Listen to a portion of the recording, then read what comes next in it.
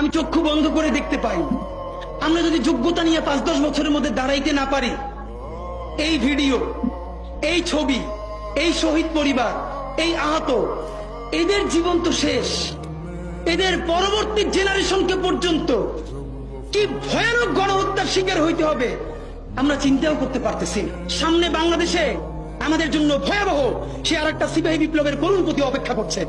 আপনারা অনেকে ভাবতেছেন এইটাও কি সম্ভব? জামাতের ভাইয়েরা অনেকে বুঝে না, বলে কি করে সম্ভব? মনে করাই দেই, শহীদ নিজামী মুজাহিদ সাহেবেরা মন্ত্রী হিসাবে সর্বশেষ যখন সম্ভবত 2006 বা 2007 মন্ত্রী ছিলেন, বলেন তো তার কয় বছর পর তাদেরকে ফাঁসি দেওয়া হইল? 10 বছরও লাগে নাই।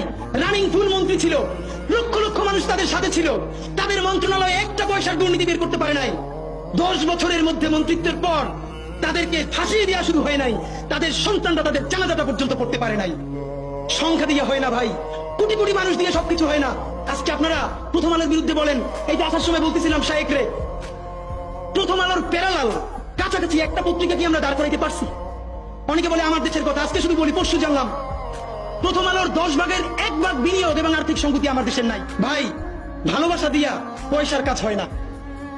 50,000 টাকা দিয়ে এই লোকটার স্যালারি, এই কাজ যদি 20,000 টাকা দিয়ে করাইতে চান, কোনদিন 50,000 টাকা রিপোর্ট এবং স্কিল আপনি পাবেন না। ওই 50,000 টাকাই লাগবে। মানুষ মাগনা কাটে 3 দিন, একজনের দাওয়াত খাওয়ায় 2 দিন 3 দিন, তারপরে আর চলে না। আমাদের আর্থিক যোগ্যতা অর্জন করতে হবে। আমাদের অনেকগুলো প্রতিষ্ঠান লাগবে, একটা প্রতিষ্ঠান না। আমাদের ভাইদের সমস্যা কি জানেন? সে আজকে যদি হাটাজারি মাদ্রাসা দিয়ে কেউ একটা পত্রিকা বার করে, সেই পত্রিকাটাও সে জাতীয় মূলধারা বানাবে না, দেবে দৈনিক হাটাজারি। সে বানাবে মানে কোনো না কোনো ঘুরে ফিরা তার চিন্তায়, মননে, মগজে প্রথমে হয়তো হাটাজারি, সর্বোচ্চ বড় হইলে হেফাজত, এরপরে সর্বোচ্চ বড় হইলে বাংলাদেশের শুধু মুসলমান। ভাইরা, এই মুসলমানের বাইরের যে জনগোষ্ঠী, সেটা কি আপনার না? আপনি ভাবেন এই দেশের আপনি প্রধানমন্ত্রী, তারপরে ভাবেন আপনার জনগোষ্ঠী কারা, আপনি সেরকম চিন্তা করেন। সুতরাং আমি কথায় অনেক ভুল ভ্রান্তি বলতে পারি, কিন্তু বিশ্বাস করেন আমার কলিজে চিল্লেও আপনারা শুধু যেটা পাবেন সেটা হইল আমি চক্ষু বন্ধ করে দেখতে পাই। আমরা যদি যোগ্যতা নিয়ে 5-10 বছরের মধ্যে দাঁড়াইতে না পারি, এই ভিডিও, এই ছবি, এই শহীদ পরিবার, এই আহত, এদের জীবন তো শেষ। এদের পরবর্তী জেনারেশনকে পর্যন্ত কি ভয়ানক গণহত্যার শিকার হইতে হবে আমরা চিন্তাও করতে পারতেছি না।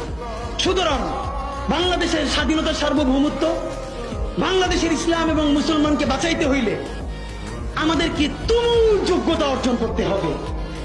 এই মাদ্রাসা শিক্ষিত জনগোষ্ঠীর মধ্যে হাজার হাজার ছেলে লাগবে যারা CNN, আল জাজিরায় তুমুল ইংলিশে বলতে পারবে। তাকে যে জঙ্গি বলা হয়, মিথ্যা ট্যাগ দেওয়া হয়, এটাকে ডিবাঙ্ক করতে পারবে সেই ইংলিশে এবং